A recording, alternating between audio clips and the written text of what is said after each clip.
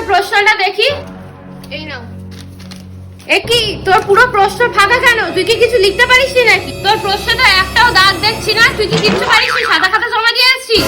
আরে না না, আমি সবই পেরেছি। সবকিছুতে দাগ দেবো কেমন একটা ঘেঁচে বেঁচে যাবে প্রশ্নটা, তাই জন্য আমি দাগ। প্রশ্নটা খুব কঠিন হয়েছে, মানে সবারই একটু গোলমাল হয়েছে, কিন্তু আমি কিন্তু পেরেছি। আমি সবার থেকে বেশি লিখেছি। ফেল যদি করেছিস আর স্কুল থেকে যদি ফোন এসেছে, আমি কিন্তু তোর রেজাল্ট আনতে যাবো না, তোকে সোজা বাড়ি থেকে বার করে দেবো। আরে তুমি চিন্তা করো না, আমি ঠিক পাস করে যাবো। ফিটনেস, তুই তো ফেল করেছিস পরীক্ষায়। নাকি বলেছিস তুই নাকি পাস করবি, তুই তো পাস করিসনি। এই শুনছো, তোমার মেয়ে পাস করেনি। আরে আমি ডাকছি তো, শুনে যাও, তোমার মেয়ে পাস করেনি।